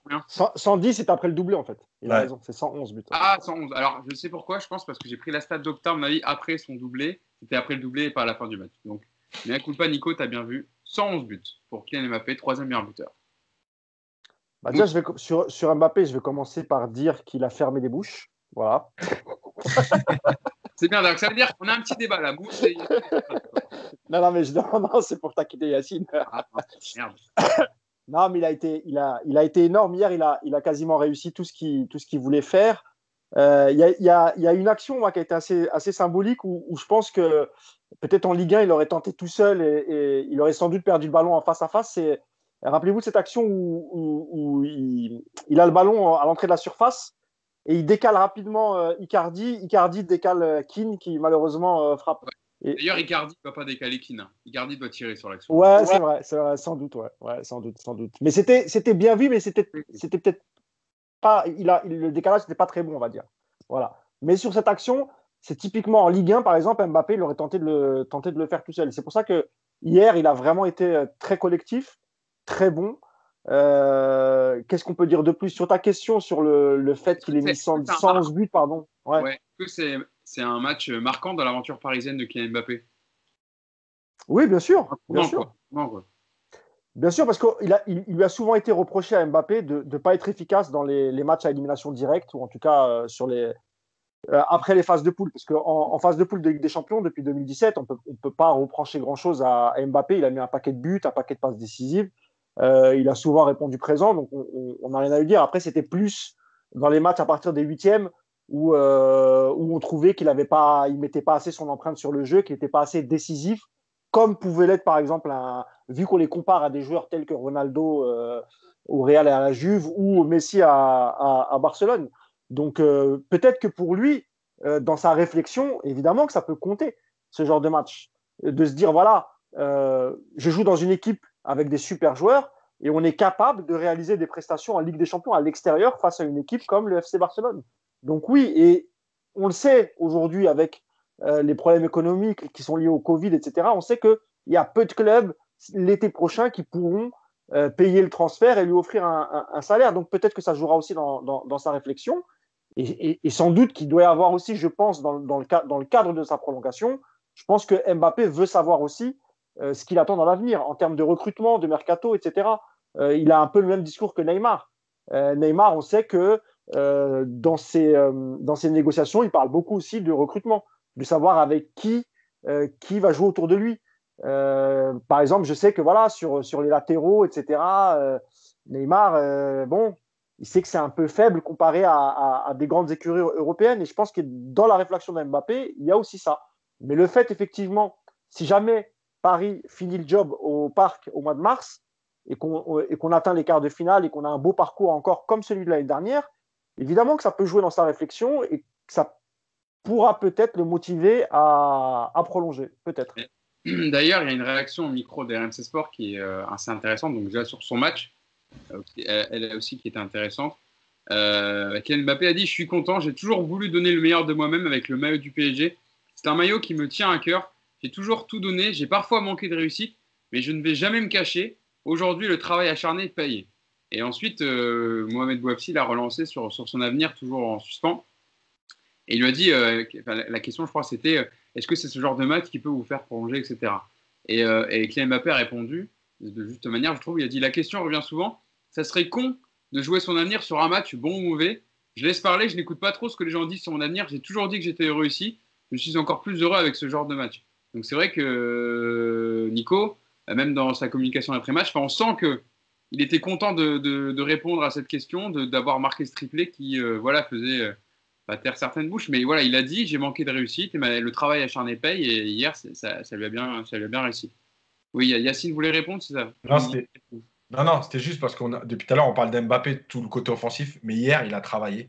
Il est venu se replacer dans les... Alors, encore une fois, il n'a pas défendu, hein, mais en tout cas, il est venu faire le travail pour coulisser. Il y a deux actions. encore une fois, que je montrerai, mais en fait, où les 5 sont alignés pour défendre les intervalles, pour justement pas trouver notamment Messi entre les deux lignes. Et en fait, il a fait ce travail-là. Et je rajouterais même un peu plus loin Icardi, qui a aussi empêché en fait certaines relances. Et c'est important parce qu'il n'y a pas que l'efficacité offensive. Il y a aussi le comportement qu'il a eu tout au long du match pour travailler avec les autres. Ah, faudra parler du travail de Keane et Icardi qui ont été extraordinaires hier soir. On va parler juste après. Non, parce qu'on a beaucoup insisté sur le côté offensif, mais il n'a pas fait que ça. Il a un vrai bon match, quoi. C'est ce qu'on voit de toute façon. On est sur les phases défensives. Mbappé et Keane se replacent t'es quasiment sur du 4-5-1 à ce moment-là. Et puis encore une fois, ce que je vous disais tout à l'heure, avec Icardi aussi qui vient bien boucher les lignes. Et tu avais vraiment cette idée de bloc du début à la fin. Et effectivement, offensivement, les trois de devant ont fait un super travail de replacement et même de récupération, parce qu'un mec comme Icardi, il a gagné un paquet de duels en récupération aussi. Donc très intéressant. Après, Hugo, là, je parlais un peu, mais c'est parce que j'ai oublié ta question. Ouais, c'est la com, c'est de la com. C'était la com après-match sur ce qu'il disait. La com. Très con de finir sur un match. Ouais. Non, mais c'était marrant parce que le matin du match, il y avait, je ne sais plus quel média avait lancé ça, qu'en gros, si le Barça se qualifiait, Mbappé ne prolongerait pas. C'était sport. C'était sport. Voilà. Ouais. Le truc complètement. Comme par hasard. Oui, qui parle tous les jours en plus au clan Mbappé, donc ils sont au courant de plein de choses. Donc toi, enfin là, je pense que il répondait par rapport à ça, je pense. Et effectivement, là où ce match, il peut être et ce genre de performance qui peut intéresser par rapport au dossier Mbappé, c'est que il va se rendre compte, et avec la prolongation de Neymar encore plus, que le PSG est aujourd'hui une des équipes qui te propose le meilleur rapport entre le contrat et la performance sportive. Donc, difficile aujourd'hui de trouver mieux. Alors déjà, encore une fois, il va falloir qu'un club puisse lâcher cet été, et j'en suis pas persuadé non plus. J'en suis vraiment pas persuadé. Et puis après, lui, ce genre de match, ça va effectivement obligatoirement lui donner des pistes de réflexion supplémentaires parce qu'il voit que le PSG aujourd'hui est capable d'aller dominer un club historique comme le Barça. Et que si tu fais un bon parcours en Ligue des Champions, c'est une bonne chose. Après, on peut aussi craindre que si tu gagnes la Ligue des Champions, il ait le discours de se dire, bon, voilà, j'ai fait ce que j'avais à faire avec Paris, maintenant je peux partir l'esprit libéré. Mais c'est Omar Da Fonseca qui disait ça sur un plateau il y a quelques mois. Il disait, faut arrêter de croire que c'est forcément mieux ailleurs. Et pourquoi pas imaginer qu'un mec comme Mbappé il va faire toute sa carrière à Paris, parce que c'est là où il pourra gagner la Ligue des Champions tous les ans. Donc, je pense que sa réponse hier, elle est encore une fois très intelligente. En com, il a été aussi fort que sur le terrain. Il n'y a pas grand-chose à lui reprocher. Mais moi, ça me donne plus d'optimisme qu'il y a 2 jours, ce genre de prestation collective, parce que il voit que le PSG aujourd'hui peut répondre à ses attentes. Maintenant, il faudrait régler le problème de la Ligue 1 de sa faiblesse chronique. Ça, c'est un autre dossier, malheureusement, qui rentrera aussi. On attend les Saoudiens à Marseille. Ouais. Ils sont bloqués à l'aéroport, là. Deux autres petites stats sur le match de Kylian Mbappé. Mbappé est le premier joueur à inscrire un triplé face à Barcelone en phase à élimination directe de la Ligue des Champions. Donc ça aussi, ça à mettre à son crédit hier. Et Mousse t'en parlait tout à l'heure, dans le fait d'être décisif dans les matchs à élimination directe. Il rejoint Zidane dans les meilleurs buteurs français en phase à élimination directe de la Ligue des Champions. Il y a Benzema qui est évidemment premier avec 18 buts. Deuxième, Thierry Henry avec 12 buts. Et 8e, donc Kylian Mbappé et Zinedine Zidane. Donc il rejoint vraiment le Gotha du football français. Et le dernier à avoir mis un triplé en Ligue des Champions au Camp Nou, c'est Andriy Shevchenko avec le Dynamo Kiev. Exactement. C'était en 97, les amis. C'est dire à quel point la performance de Kylian Mbappé est à noter hier. Et la petite anecdote aussi que je voulais donner, c'était dans la compte d'après-match. Je ne sais pas si vous avez entendu Pochettino qui a dit avant le match, Mbappé m'avait annoncé qu'on allait gagner le match parce que Kylian Mbappé avait demandé à l'entraîneur argentin combien de fois tu as gagné au Camp Nou. Et donc Pochettino l'avait dit une fois avec l'Espagnol Barcelone quand il était joueur et quand il était entraîneur. Non, quand il était joueur ou quand il était entraîneur. Je ne sais pas s'il a précisé d'ailleurs. Non, je ne crois pas qu'il ait précisé. C'est quand il était entraîneur parce qu'ils avaient gagné 2-1 avec un doublé d'Ivan de la Peña, il me semble. Il jouait la relégation. Enfin, ils étaient Ivan de la Peña. Le divin chauve. L'ex-Marseillais. L'Espagnol Barcelone était 20e et le Barça premier et ils avaient gagné le match. Et donc Mbappé après le match a été le voir et Pochettino l'a dit en conférence de presse. Il a dit je te l'avais dit, tu la tiens ta deuxième victoire au Camp Nou. Donc voilà, c'était la petite réflexion assez intéressante. Et pour une autre anecdote, il y a déjà un club français qui a gagné 4-1 à Barcelone. Oui, c'était Metz. C'est Metz, ouais. Mais c'était dans les années 60, 70 non, 80. Donc c'était pas encore la Ligue des Champions. Non, c'était même pas la Ligue des Champions, c'était la Coupe des Coupes. Un match amical. Ah, je crois que c'était un match Non, amical. non. Ah, Défaite ils avaient 4-2 perdu à Metz, 4-2. victoire 4-1. Ouais. Ils avaient Ouais, perdu personne n'a 4-2 vu le match tous les parce qu'il deux. n'était pas diffusé. Ouais. C'est En vrai. fait, Barcelone avait gagné 4-2 à Metz au match aller. Et Metz était allé gagner 4-1 au match retour là-bas. Ouais, c'est dire, c'est dire. Ça faisait, ouais, voilà, c'est dire à quel point ça faisait très longtemps. Avant de passer à Keane, un petit mot sur Lionel Messi quand même, parce qu'on a parlé du joueur qui était attendu côté Paris Saint-Germain en attaque. S'il y en a bien un qui était attendu dans le camp d'en face, c'était Lionel Messi. Il est passé complètement à côté de son match. Yacine, on l'a pas du tout vu. Il a été bien aussi. Alors pourquoi il a été inexistant? Parce que le bloc parisien a bien court-circuité les circuits de passe préférentiels de Messi, c'est-à-dire Jordi Alba sur le côté gauche avec la présence défensive de Moeskin, aussi Florenzi qui a bien défendu. Verratti, Paredes et Gay évidemment et Herrera en deuxième période qui ont bien bloqué la connexion Griezmann-Messi. Et du coup, l'Argentin n'a pas existé en fait. Ouais, parce qu'en fait, comme tu as dit, ils ont très bien bloqué déjà les circuits de passe pour le trouver. Et en fait, les peu de fois où il a été trouvé, les joueurs sortaient très vite dessus pour éviter justement qu'ils se mettent en position parce qu'on sait que le truc de Messi, c'est pas le volume de jeu, c'est pas les courses. Mais par contre, s'il commence à s'orienter comme il faut et à pouvoir, et qu'il a le temps de faire ce qu'il veut, effectivement, ça devient un problème. Et là, tout de suite, les joueurs sont sortis, que ce soit Marquinhos, que ce soit Kimpembe. On a même vu Paredes, je crois, une ou deux fois venir le chercher. Donc, Et je crois que Draxler a plus couru que Messi en 15 minutes, c'est dire. et donc, et donc voilà, maintenant, c'est toujours pareil. Et évidemment, en tant qu'éducateur, moi, je suis désolé, ça me fait plaisir. Mais encore une fois, on voit que oui, n'importe quel joueur au monde tout seul, il ne peut pas tout faire. Voilà. Il a besoin d'avoir un milieu de terrain. Moi, alors, quand je me suis pris la tête un peu avec des gens par rapport à Messi, parce qu'aujourd'hui, dans ce monde, on ne peut plus critiquer. En fait, j'expliquais toujours que Messi, c'était le facteur X du Barça, mais qu'il ne faut jamais oublier qu'il a eu un milieu de terrain extraordinaire derrière lui, qui lui ont permis de se retrouver dans des situations de 1 contre 1 pour juste faire la différence. Alors, il a été extraordinaire, encore une fois, ça ne minimise pas ce qu'il a fait. Mais quand tu as Xavi, Iniesta derrière toi, ben oui, ça change tout. Et donc, on le voit depuis 2015 que les deux ne sont plus au Barça.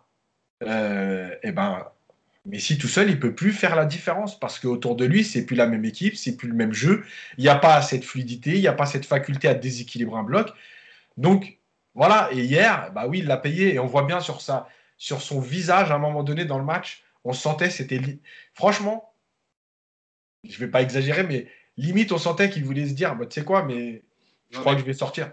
Je vais ouais, non, sortir, ça mais sert à rien. il était agacé, mais il ruminait quoi. T'as l'impression de dire, Ouais. mais j'en ai marre de cette équipe, j'en ai marre. Je pense qu'il a peut-être plus cette soif de victoire et peut-être usure mentale parce que il a pris la remontada contre l'AS Rome, la remontada contre Liverpool, le 8-2 contre le Bayern. Au bout d'un moment, t'es peut-être Ouais, épuisé puis, aussi, mentalement. faut pas oublier que au mois d'août, enfin au mois d'août, Ouais. malheureusement, s'il s'y est pris trop tard, il voulait quitter le Barça. Mm. C'est-à-dire que c'était pas une demi-décision comme d'habitude où on te dit il hésite, il est en contact avec. Non, il avait décidé de quitter le Barça. S'il n'y avait pas eu ce problème de contrat, il n'y serait plus en fait. Ouais. Donc oui, je pense qu'il est à bout. Il va briller encore parce que, comme contre Alaves par exemple, parce que son talent, oui, il partira pas. Mais aujourd'hui, je pense qu'il a plus envie de jouer avec cette équipe-là en fait. Et il n'est pas le seul parce que Piqué, je pense qu'il n'est pas loin non plus. Je pense que cette équipe, elle va. Enfin, on Mm. l'avait déjà dit, mais C'est la fin d'un cycle. C'est clairement la fin d'un cycle. Ouais.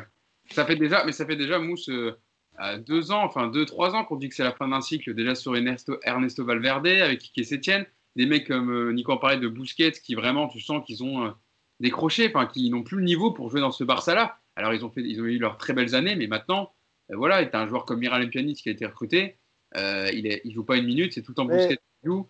Mais en C'est fait, compliqué à comprendre.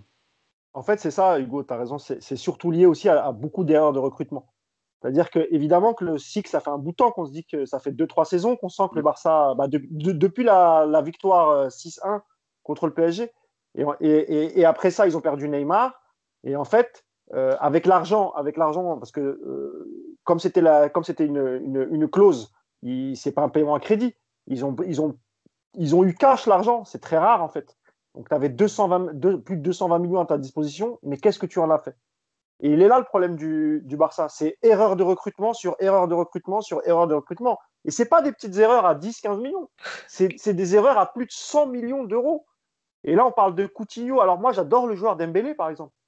Et je ne dis pas que c'est forcément une erreur, parce que c'est quand même un super joueur quand il est en forme, quand il n'est pas blessé.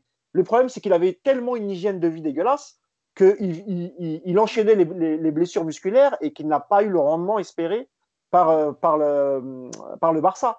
Et on peut aussi parler d'Antoine Griezmann, même si ça allait un peu mieux ces derniers jours. Mais est-ce qu'il a répondu lui aussi au montant du transfert comme un joueur comme Coutinho, et si vous additionnez tous ces joueurs-là, on est quasiment à un demi-milliard de transferts qui ont causé ce flop.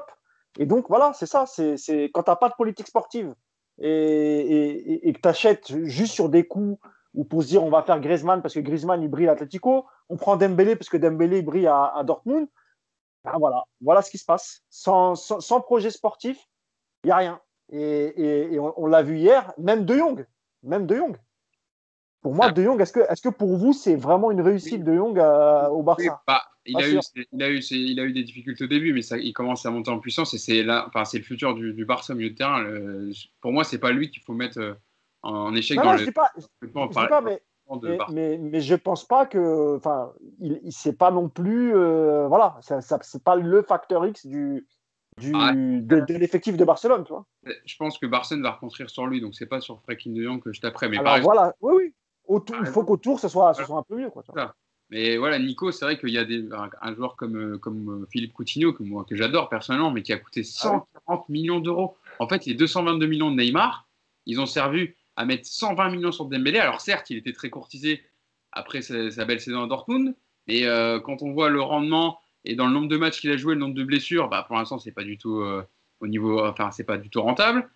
Coutinho, coûté 140 millions d'euros, Griezmann 100 millions d'euros. Là, le Barça a plus d'1 milliard de dettes. Ils n'ont même pas pu acheter un défenseur que souhaitait Ronald Koeman au mercato d'hiver, Eric Garcia, le défenseur de Manchester City, qui coûtait 5 malheureux millions. Ils ne peuvent même pas les mettre aujourd'hui. C'est dire à quel point la politique sportive et le recrutement a été foireux depuis X saisons. Oui, bien sûr. Après, c'est un club qui est en fin de cycle, comme ça arrive à plein d'autres clubs. Le problème du Barça, c'est qu'ils ont décidé de garder jusqu'au bout certains joueurs et qu'il aurait fallu tourner une page plus rapidement. Alors déjà, effectivement, il y a des erreurs de casting sur des joueurs que vous avez tous cités. Je pense qu'il n'y en a aucun aujourd'hui qui donne satisfaction. Il y a Braithwaite. Il y a Martin Braithwaite, c'est pas le plus mauvais en plus, c'est ça le pire. Oui, mais c'est pas le plus mauvais parce qu'il a rendu bien beaucoup de services. En fait, non, mais après, c'est le souci de cette équipe, encore une fois, c'est que c'est difficile, je pense, de tourner une page quand tu as eu autant de succès, autant de qualité, et qu'il y a quasiment tous les clubs qui seront un jour confrontés à ça, à partir du moment où, regarde, quand le Bayern aujourd'hui est magnifique, le Bayern a aussi connu des années plus difficiles, après des trophées, après des titres, donc c'est dans la logique des choses. Le problème du Barça, c'est que c'est très spectaculaire parce que Barcelone, parce que Messi, parce qu'il y a des gros flops en ce moment avec beaucoup d'argent. Et puis concernant Messi, il est peut-être aussi en train de vivre ce que n'importe qui vit dans une vie professionnelle, c'est-à-dire qu'au bout de Messi, ça fait plus de 20 ans qu'il est à Barcelone. Peut-être qu'au bout de 20 ans, même si tu as eu des beaux succès, tu as envie de voir autre chose. Regarde un mec comme Ronaldo, il quitte le Real alors qu'il gagne tout. Avec le Real, il était vraiment au sommet. C'est un joueur qui a eu besoin de partir plusieurs fois dans sa carrière. Peut-être que Messi est en train de se dire à son âge que ça l'emmerde finalement de se dire peut-être qu'il va avoir vu que le Barça dans sa vie et clairement il n'a plus sa tête à ce club. Alors après le problème c'est que sur un match comme hier, la cote de Messi en Europe, je suis pas sûr qu'elle prenne beaucoup de valeur parce que tu vois la différence d'intensité dans son jeu avec un Mbappé hier et que autant avant le match je te disais si Mbappé se barre, on fonce sur Messi parce que ça va être énorme. Sur le match d'hier tu te dis Messi c'est un petit vieux Messi là, sur un match comme hier. Donc, est-ce que ça peut coller avec la mentalité de Pochettino déjà, et puis c'est un entraîneur exigeant. Oui. Tu vois, et puis tu mets. Est-ce que c'est cohérent de mettre 70 millions par an sur un mec comme Messi là quand tu vois ce qu'il te donne? Alors, je suis persuadé que Messi dans un autre, à la mi-temps, tu lui donnes le maillot d'Herrera et puis tu mets Herrera dans le camp du Barça. Tu vois un bon Messi, je pense, sur le terrain. C'est plus le même. Là, il a plus envie de jouer avec cette équipe. Ça se voit, c'est terrible. C'est terrible. Et puis, c'est même encore plus terrible pour la direction qui a voulu le garder coûte que coûte cet été. Tu te dis que si c'était pour faire ça, ça valait pas le coup parce qu'ils vont pas gagner la Liga, ils vont pas gagner la Ligue des Champions. Bon, ils vont peut-être arracher une Coupe d'Espagne. Bon, bah voilà, ça valait le coup, 70 millions pour une Coupe d'Espagne. Et puis honnêtement, Nico, même avec les élections et les nouveaux. Ouais, on va prendre arrête. Mais je veux dire, même avec les élections, les nouveaux présidents, et même si Laporta est élu, je ne vois pas comment ils peuvent le garder, en tout cas avec les conditions salariales actuelles. Et de toute façon, même en cas de départ de Messi, quel que soit le club où il va atterrir, c'est impossible qu'on lui donne le salaire qu'il a actuellement. Il va falloir évidemment qu'il le divise par 3-4, parce que je ne vois pas quel club, avec le Covid et tous les problèmes qui s'en suivent, je ne vois pas quel club peut lui offrir le salaire qu'il a actuellement. Surtout vu le gouffre financier dans lequel est le Barça, qui peuvent évidemment baisser les salaires. Bon, si les médias... Parlons d'Icardi. Voilà. Moïskine, déjà. Parlons de Moïskine. Oui. Moïskine, aussi. On en a parlé lundi dans ce poste qu'il avait occupé contre Nice, un poste d'ailier droit dans lequel Mauricio Pochettino l'avait testé, Yacine. Et hier, il a répondu présent, hein, très précieux défensivement, très juste dans les phases offensives. Il a pratiquement toujours été impeccable dans son choix, dans son travail sans ballon pour museler Jordi Alba, et aussi parce qu'on a loué son état d'esprit, son apport au collectif, ses replis défensifs, mais aussi offensivement, il a brillé parce qu'il a eu une belle complémentarité avec les autres de devant. Il a encore une fois été décisif. Il avait marqué le but de la victoire contre Caen. Il avait marqué le but de la victoire contre Nice. De toute façon, c'est le deuxième meilleur buteur derrière Mbappé en Ligue 1. Il est à 10 buts, Keane. Donc, une nouvelle fois, il a marqué hier d'une très belle tête. Je ne sais pas si vous avez vu sur le coup franc de Paredes. Il y a un ralenti de RMC Sport où on voit l'anglais dire il y a Moïskine dans le dos, prenez-le, genre il fait ça. Et personne ne le prend. Et Moïskine se retrouve tout seul en fait à mettre la tête. Enfin, voilà, c'était une petite parenthèse, mais qui est assez révélatrice de la défense du Barça hier. Mais voilà, en tout cas, il a fait un match plein avec son ballon et sans ballon. De toute façon, ouais, ils ont des problèmes sur coup de pied arrêté, le Barça. Donc ça s'est vérifié parce qu'il est tout seul sur le but de la tête. Mais effectivement, en fait, il a été très bon parce que déjà, balle au pied, je vais même dire qu'il m'a un peu surpris. Il a gardé certains ballons dans des conditions un peu difficiles pour permettre au bloc de ressortir et lui de jouer après à l'intérieur, de conserver le ballon et de ne pas le perdre bêtement. Ses appels de balle ont été bons. C'est-à-dire qu'il s'est situé là où il fallait. En fait, encore une fois, hein, il a profité du collectif. Mais ce qui est intéressant hier, c'est que les joueurs, ils ont joué les uns par rapport aux autres. C'est-à-dire que Keane, il venait faire des appels, pas en faisant son appel dans son coin, je me dis, bon allez, tiens, je vais là-bas, et puis tant pis ce qui se passe. C'était par rapport à Icardi, c'était par rapport à Verratti, c'était par rapport à Mbappé, même de l'autre côté. Donc, dans son intelligence de déplacement, il a été très bon. Dans sa conservation de balle, il a été très bon. Il a une occasion, il la met au fond de la tête, sa tête elle est belle. Voilà, et on voit bien qu'il a fini le match carbo. Parce qu'il a vraiment. Carbo, vraiment, il a à un moment donné, ouais. 70e, il dit. À un moment donné, tu le vois, il est au milieu. Il y a un petit temps mort, il est au milieu, il a les mains sur les genoux, il est à la rue, mais bon, il a joué aussi contre Nice samedi. Et lui, il n'a pas enchaîné non plus tous les matchs. Donc, voilà, c'est logique. Mais en tout cas, pendant 75 minutes, il a été très bon. Et voilà, c'est un choix payant parce qu'encore une fois, il n'avait pas été testé longtemps. Il a été testé une fois. C'est toujours un pari, malgré tout, dans une organisation, de dire OK, il a déjà joué, il sait le faire. Mais moi, je ne l'ai jamais testé dans mon équipe. Voilà, c'était un pari gagnant sur tous les points, défensif, offensif et dans l'état d'esprit. Et Nico, c'est vrai que est-ce que le PSG n'a pas besoin de joueurs comme ça pour livrer des prestations collectives aussi abouties? Des joueurs comme Moïskine qui certes sont bons défensivement mais aussi offensivement et qui ont donné cet impact à l'équipe hier. Ouais, ben des joueurs d'équipe tout simplement. On l'a pas parlé de lui parce qu'il n'était pas là hier, il n'a pas joué. Mais Sarabia, c'est un peu aussi le profil de joueur dont tu as besoin, des joueurs qui sont généreux, qui courent pour les autres, qui sont pas avares d'efforts. Alors Keane, ce qu'il a en plus pour lui, c'est qu'il y a cette puissance. On en avait parlé. Il fait mal, il fait vraiment mal parce que il est dur à bouger. Il est plutôt bon techniquement par rapport à son gabarit. Il a l'air un peu empoté quand tu le vois, un peu lent, mais en fait. Je peux t'affirmer que ça va vite, ça va vraiment vite. Et puis ouais, il est généreux. Voilà, hier, moi, si je dois avoir un mot de Keane, c'est ça, c'est sa générosité sur le terrain. Voilà, tu lui as donné une mission hier, c'était de bloquer ce couloir d'aider Florenzi, de proposer également, de permettre au bloc de ressortir quand il le fallait, de prendre la profondeur si possible, de se coordonner avec les autres. Il a vraiment tout fait.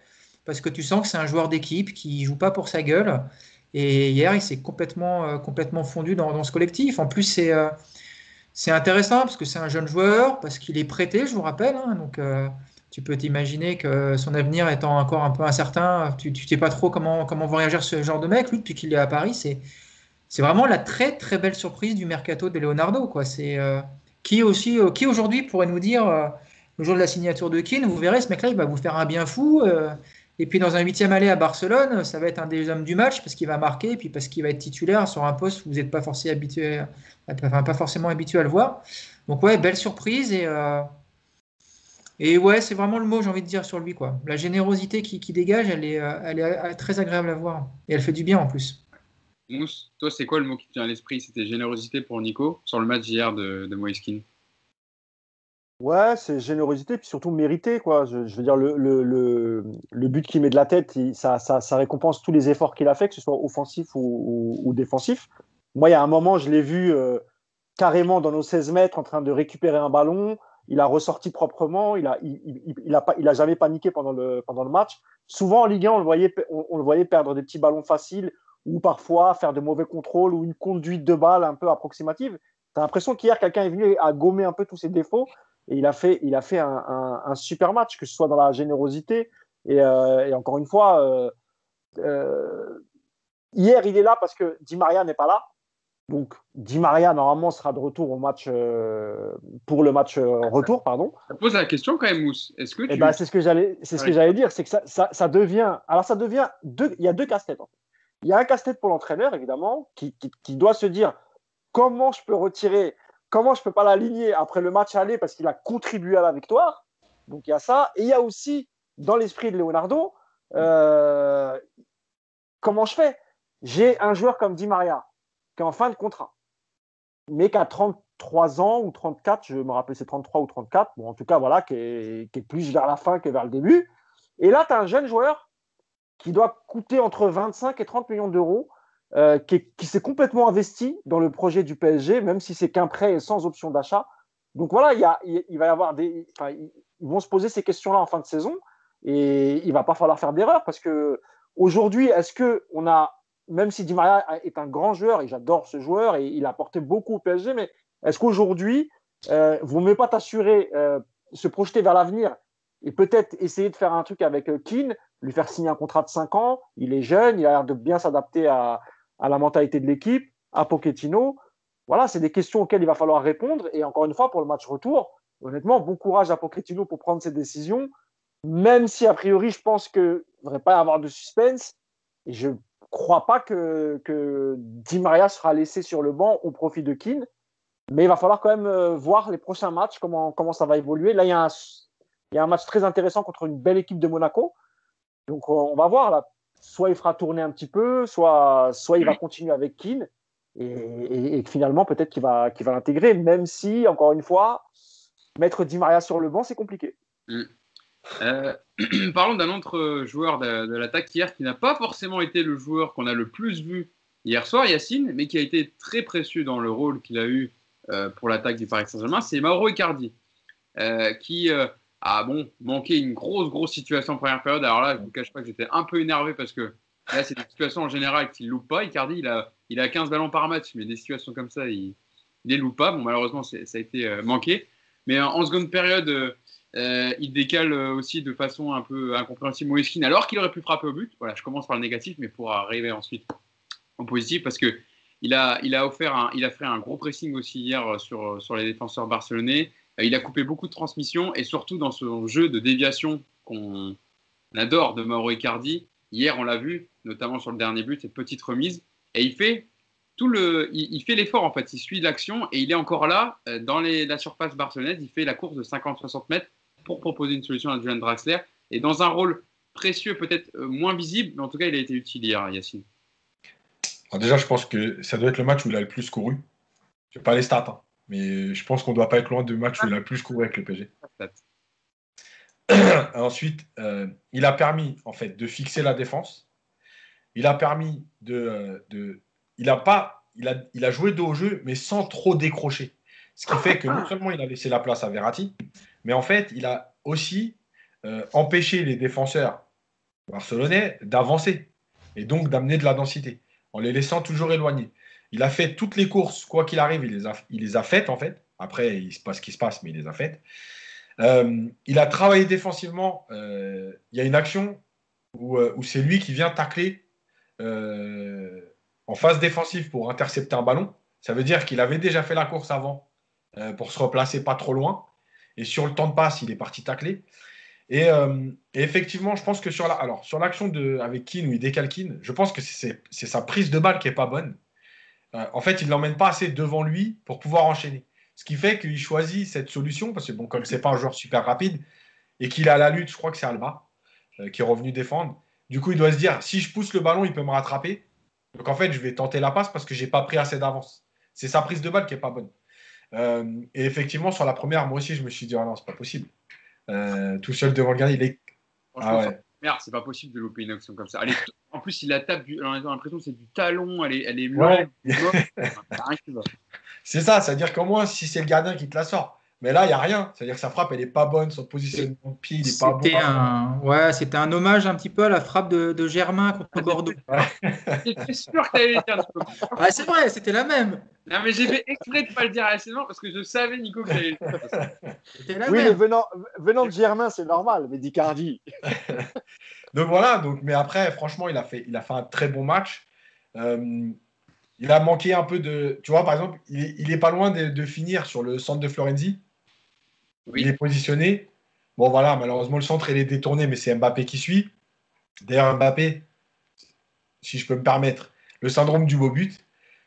Comme j'avais dit, des fois, il aurait cherché peut-être à la mettre là-bas, là, dans la lucarne. Là, il a frappé devant lui. Il a tellement frappé devant lui qu'il a failli taper sur Icardi. Mais dans son idée, c'est. Oui, c'est voilà. Vrai. Mais au moins dans son. Voilà. Au dernier moment. Voilà. Mais là, il n'est pas dans le syndrome beau but, il était dans le syndrome but. Il a tiré devant lui. Donc, voilà. Et Icardi, il a permis de fixer. Voilà. Franchement, il a fait un match intelligent.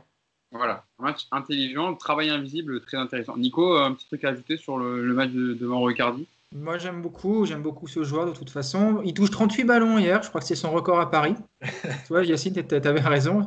Sur les courses, c'est pareil. Non, et puis c'est pareil, c'est un joueur on entend qu'il n'a pas de volume, qu'il n'est pas capable de multiplier les courses, qu'il est pénalisant quand tu vas devoir faire ce genre de bloc. Tu te rends compte qu'en fait, à l'arrivée, il est capable de faire ce qu'on lui demande. Et ça, je ne sais pas si c'est une prise de conscience individuelle collective ou si c'est déjà le travail de Pochettino qui paie. Mais ce genre de prestation d'Icardi avec Tourelle, on ne le voyait pas parce qu'il y avait aussi un problème de confiance entre les deux.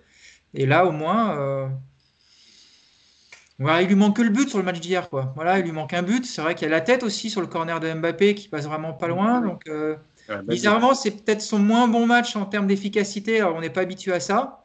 Mais à l'arrivée, collectivement, c'est pareil. Ce qu'il te donne au niveau collectif, individuel, ça fait qu'à l'arrivée, quand tu regardes sa prestation globale, c'est forcément un bon match aussi, quoi. Mousse, un petit mot à rajouter sur Icardi? Ils ont quasiment tout dit. Moi, ce qui m'impressionne, c'est la manière dont il arrive à sa protection de balle et son jeu de haut but. Hier, encore une fois, c'était incroyable. Après, je ne vais pas en rajouter parce que tout a été dit. Moi, je voulais juste dire un mot sur les joueurs dont on n'a pas parlé, mais très rapide. Que ce soit Kurzawa à gauche ou Florenzi, on avait peut-être un peu de doute sur Florenzi, sa capacité à enchaîner pendant 90 minutes. Ça a été parfois un peu difficile, mais globalement, il a quand même été là, que ce soit sur les phases offensives ou même défensives parfois. Il lâchait rien sur son côté. C'est ça qui est intéressant, Mousse, c'est que souvent on a parlé des qualités offensives de Florenzi, mais on s'est dit on attend un gros match pour voir comment il répondra présent défensivement. Et hier, il a été très bon défensivement. Oui, tout à fait. Et pareil, son penchant à gauche avec Kurzawa, même si parfois c'était pas très serein, mais on l'a vu quand même gratter des ballons en tant que défenseur. On l'a vu aussi combiner à gauche. Il a proposé lui aussi. Il s'est mis en position de centrer. Donc, et un mot aussi quand même sur la charnière centrale qui a été très très bonne, et particulièrement Marquinhos qui finalement ne déçoit très rarement en Ligue des Champions. Vraiment, on a impeccable. En 2013, quand Leonardo le fait venir et de la Roma, un jeune défenseur qui avait encore son appareil dentaire et on avait critiqué les 30 millions qu'ils avaient mis à la Roma. Aujourd'hui, voilà quoi, c'était encore une très bonne idée de Leonardo.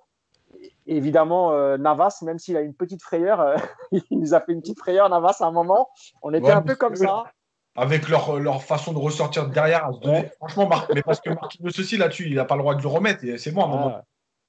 Voilà, mais franchement, j'ai cru qu'elle était dedans. Parce que Ouais, bah oui. la trajectoire, Navas, il regarde, il est comme ça. Là. Non, mais c'est vrai, Yacine, ouais, sur les joueurs, justement, et Mousse parlait de Levin Kurzawa. On va faire un tour rapide, on terminera sur Pochettino parce qu'on est déjà à 1h20 de podcast. Ouais, 1h19 de podcast.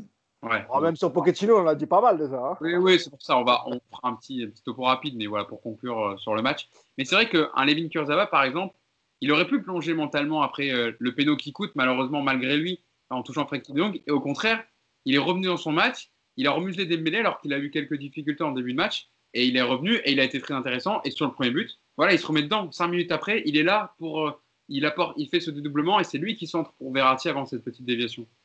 Bah, je pense en fait que Kurzawa, il a toujours des lacunes, mais je trouve que dans l'état d'esprit, il a changé. Aujourd'hui, en fait, il donne tout. Alors, c'est parfois maladroit, je l'avais dit la dernière fois, parce que des fois, il fait des fautes presque bêtes. Tu sais, dans l'envie, il rentre dans le joueur, il pousse avec les mains. Enfin bref. Ah, c'est plus Guerrère, ça. Non, mais Kurzawa aussi, sur le côté, il fait beaucoup de fautes comme ça, où il vient un peu derrière pousser bêtement. Mais en fait, au moins, dans l'état d'esprit, il est là. Et je pense que c'est important parce qu'à un moment donné, quand tu es joueur, il y a aussi ce qui se passe autour de toi. Et quand le collectif est dans l'état d'esprit, tu n'as pas le choix d'y être. Donc voilà, et effectivement, comme tu as dit, il aurait pu plonger. Il est venu apporter l'égalisation quelque part parce que ça part de lui sur le centre. Et puis pour Marquinhos, il ne faut pas oublier que l'égalisation, c'est le centre de Kurzawa, mais le renversement de Marquinhos sur Kurzawa, voilà, le jeu long de Marquinhos, on en a parlé souvent, c'est aussi sa force. Et comme d'habitude, en fait, quand il est là, les autres sont rassurés, comme quand il y a Navas derrière eux. Voilà, il y a un enchaînement de choses importantes, de petites choses, mais qui deviennent importantes en fait dans la confiance que ça génère à tout le monde. D'ailleurs, quand Herrera rentre, je pense que c'est pareil, c'est-à-dire qu'il sait ce qu'il a à faire parce que le collectif est en place et respecte tout. D'ailleurs, il y a une action où Herrera fait un petit appel en profondeur et il fait une petite déviation à Keane, un peu L2 pigeon. Tu vois, c'est ça. C'est-à-dire que c'est des choses que tu vois quand tu as de la confiance. Parce que quand tu n'as pas la confiance, Herrera, il ne fait pas cet appel-là. Il se dit quoi ? Moi, je reste à mon poste, un peu relayeur côté droit, j'attends qu'on me donne le ballon. Là, il y va parce qu'il sait que tout le monde est dans son match. Herrera, c'est son premier ballon. Hein. D'ailleurs, il fait une déviation, je crois, une touche de balle. Ouais. Et déjà, toi, quand tu le vois rentrer comme ça, tu te dis que déjà, à la mi-temps, tu sentais qu'il devait y avoir de la sérénité. Parce que quand tu rentres comme ça et que c'est son premier ballon, déjà, tu tentes ce geste, tu rentres dans de très bonnes conditions. Après, oui, juste pour un petit mot vite fait sur. Sur quel joueur tu veux revenir sur lequel on n'a pas parlé Alors, je vais juste dire un petit mot sur Kurzawa, parce que moi, j'aimerais beaucoup une minute du coach Yacine sur cette action où il tape dans le sol, il percute Kimpembe, et du coup, ça profite, je crois, à Dembélé. Cette action-là, l'enchaînement, je me suis dit, ça y est, c'est vidéo gag, on est lancé. Mais c'est ça, parce qu'il est que dans l'énergie, en fait. C'est ça. Sinon, non, ouais, un petit mot sur. Moi, je pense que c'est Marquinhos aussi, on n'en a pas beaucoup parlé hier, mais la différence entre le Marquinhos de 2017, terrorisé au Camp Nou comme tous les autres, qui recule sans arrêt, qui ne gagne pas un duel en avançant, et puis le Marquinhos d'hier où tu as vraiment t'as le capitaine qui est sûr de la force de l'équipe, qui est sûr de lui, qui dégage vraiment une sérénité, qui est jamais en difficulté dans les duels. C'est la métamorphose de ce joueur en plusieurs saisons, elle est quand même assez bluffante. Et lui pour le coup, je pense que avant qu'il quitte Paris, il va falloir vous accrocher parce que on a conscience, à mon avis, à la direction que ça a été un très très bon coup ce gamin quand il est arrivé. Effectivement, on le connaissait pas. Et aujourd'hui, c'est impressionnant. Lui et Navas, aujourd'hui, quand tu as les deux, tu rajoutes un bon Kimpembe qui est souvent bon dans ce genre de match, tu as quand même déjà une ébauche de système défensif qui te permet d'espérer de belles choses. Donc, petite. Surtout, je peux te dire que Marquinhos et Verratti, par exemple, sont des joueurs qui ne quitteront, je pense, hein, mais je suis pas loin de la vérité. Je pense qu'ils finiront leur carrière au PSG. Finger in the noise. C'est vrai qu'on avait dit lundi dans le podcast qu'on était rassuré par la structure défensive du Paris Saint-Germain et c'est sur les joueurs sur lesquels on avait le moins de doute, Kimpembe, Marquinhos qui répondent présent. Ils nous l'ont montré hier. Et quel est peut-être un petit peu en dessous de Marquinhos Kimpembe hier. On l'a pas vraiment vu hier. Il n'a pas fait de bêtises. Ouais. C'est-à-dire oui, c'est vrai. dit quelque chose, c'est qu'il n'a pas fait de conneries. Il a été là pour mettre le pied quand il fallait, etc. pas de fioriture, il a dégagé quand il Ah fallait. oui, il a fait son match, bien sûr. Ouais. Oui, Juste un dernier mot sur Draxler. C'est quand même à quelques semaines de la fin de son contrat. Il nous aura quand même laissé sur notre fin. C'est-à-dire qu'il y a eu les 6 premiers mois exceptionnels. Il y a eu. Ouais. Et il y a des gestes de temps en temps. Enfin, c'est un joueur de foot. Moi, c'est ça que je déteste. C'est-à-dire que le joueur de talent qui te laisse un peu comme ça, toujours entre deux, où tu te dis, ah ouais, il peut apporter, puis finalement, il t'apporte plus. Et puis là, d'un coup, il te sort un éclair. Voilà, malgré tout, ça restera un vrai beau joueur, quoi. On a l'impression que c'est une fille que tu as vu un coup, tu dis putain, c'était pas mal, et au final, ça prend pas. Et dès que tu la revois et que tu couches avec elle, tu te dis putain, merde, j'ai loupé un truc quand même. Je me désolidarise de cette comparaison. Hein. Moi aussi. Ouais, bah, c'est pas grave, je suis tout seul. Là, c'est des comparaisons de mecs de 22, 23 ans, 24 ans. Ils sont Ouais, encore j'en ai 27 hein, quand même, Yacine, hein, s'il te plaît. Ah, mais on se comprend. T'es jeune par rapport à nous, quand même. Oui, bah oui, mais j'ai pas 22 ans. Il y a une différence, tu m'enlèves 5 ans d'un coup, toi. C'est marrant. Non, mais c'est parce qu'il a dû penser au dernier poste de Van Icardi sur le, tu sais, sur la Saint-Valentin. Donc voilà, tu vois, ça l'a perturbé. Voilà. Là, tu Arrête vois, les réseaux. là, je te laisse mettre de tes moumous. Non, mais parce que j'en parlais, je dis ça parce que on en parlait lundi, mais j'en parlais aussi lundi de Julien Draxler que j'avais trouvé intéressant, même si évidemment c'est toujours par séquence contre Nice. Et hier, son entrée, je suis désolé, mais souvent il a fait des rentrées insipides où il apportait rien, il n'était pas du tout dans le rythme. Et hier, les 15 minutes qu'il a joué, bah, il les a très bien jouées. Et en plus, il fait cette belle passe décisive, il est sur une action. Donc ça peut lui donner, même s'il part à la fin de saison, même Ouais, sur qu'ils finissent bien. voilà, mais au moins qu'il finisse bien. Et s'il peut apporter sur 15 minutes, bah, c'est ce qu'on lui demande, Draxler. Et sa qualité de passe, évidemment, il n'y a pas beaucoup de joueurs qui l'ont. Donc quand il la montre, bah voilà, cette passe esquive, elle est. Après, Hugo Draxler, hier, il rentre 15 minutes dans une équipe qui tourne de ouf, en fait, Ouais. qui maîtrise son sujet. Il n'avait pas d'autre choix que de se mettre immédiatement dans le bain. Ouais, mais... Alors que si tu vois les dernières rencontres en Ligue 1 où on le fait rentrer, c'est le PSG qui ronronne, qui met pas d'intensité, etc. Et en fait, il s'aligne. Et là, hier, il n'avait pas d'autre choix. Il était obligé de se mettre dans le bain directement, quoi. Bon, pour terminer, sur Pochettino, on a pratiquement tout dit. Il y a juste une chose peut-être sur ses choix, Yacine. On a souvent parlé des choix de Thomas Tuchel qui faisait des changements quand même très tardifs. Là, hier, et je lisais une interview d'Hansi Flick dans le France Football qui est paru hier, où il expliquait comment arriver à faire jouer tous ces joueurs avec énormément d'ego, comment durer aussi dans un club comme le Bayern Munich. Et il disait, la réussite, on ne peut pas la garantir, mais on peut la préparer. Et hier, Pochettino, il a mis tout en place pour justement préparer ce match avec son 11 de départ, on l'a dit, avec le fait d'aligner Moïse Kean à la place de Sarabia. On peut dire ce qu'on veut, c'est quand même un choix. Dans ses remplacements, de sortir Gay, qui est pas loin du carton rouge en première période, avec notamment, vous en parlez tout à l'heure, le contact sur Busquets où il vient lui mettre la semelle et l'arbitre n'est pas loin de lui mettre le deuxième jaune. Il y a aussi ces changements aussi rapides où il fait rentrer, le deuxième remplacement, c'est qui fait rentrer, Ouais, c'est Draxler, deuxième, 73. Draxler. Et voilà, donc sur sa lecture du match, que ce soit en avant-match et pendant le match, Pochettino, il a complètement gagné sa bataille tactique avec Coman hier. Et c'est bien pour lui aussi. Pour un premier match avec des champions, tu as eu 1 mois et demi pour préparer avec des blessés, des matchs tous les 3 jours. Ça peut quand même bien lancer ton mandat et aussi ton aventure avec le PSG. Oui, parce qu'il y a. Moi, je pense que le vrai choix déterminant, c'est le choix d'Herrera. Alors, la sortie de Gay, évidemment, on l'a dit, bon, bref. C'est le choix d'Herrera parce qu'en fait, Herrera, ça fait un moment qu'il est blessé, qu'il n'a pas joué. Donc, tu te dis, est-ce que tu n'as pas le choix de mettre Draxler et de faire redescendre Verratti? Tu n'as pas le choix de mettre Sarabia et de faire redescendre Verratti? Lui, il choisit Herrera qui n'a pas joué depuis. Franchement, je crois que ça doit faire au moins 2 ou 3 semaines, Herrera, qu'il est blessé. Oui. Donc, ça veut dire qu'il savait où il allait. Et ce choix-là, mais après, comme j'ai dit dans le papier, le coaching gagnant, en fait, ça n'existe pas. C'est les joueurs qui valident ton coaching. Toi, tu tentes un truc, tu fais un changement, et en fait, après, on te dit, tu t'es trompé parce que ce joueur t'a pas apporté ce que tu attendais de lui. Et malheureusement, c'est aussi le football. Bah là, il a fait que du coaching gagnant, puisqu'il fait rentrer Herrera. Il fait une très bonne deuxième mi-temps. Il fait rentrer Draxler, qui amène le dernier but et qui fait une bonne quinzaine de minutes. Et même Danilo, il est sur l'action du dernier but, justement, où il remise et il joue vers l'avant. Voilà. D'ailleurs, ça me permet juste de dire, il y a certains qui m'ont dit, ouais, Danilo, 7-8 minutes, est-ce qu'il était bien? Alors, on ne peut pas juger sur 7-8 minutes, mais effectivement, Danilo, il correspond plus à cette physionomie du PSG. En plus, dans le moment où Barça poussait un petit peu, alors n'importe comment, mais est un peu plus haut, Danilo, comme ça, plus bas, il correspondra toujours plus qu'au PSG plus haut. La preuve, c'est que voilà, sur sa première passe, il est allé vers l'avant parce que Enfin, avec le Portugal, c'est comme ça. Voilà. Donc, en fait, c'est Pochettino, il a fait les bons choix, validés par les joueurs. Ouais. Nico, on va terminer là-dessus hein, sur Pochettino. Un petit mot quand même, parce que Pochettino a 1 mois et demi de travail au Paris Saint-Germain. Déjà un titre remporté avec la finale du Trophée des Champions contre Marseille. Premier match de Ligue des Champions, tu mets 4-1 au Camp Nou contre le FC Barcelone.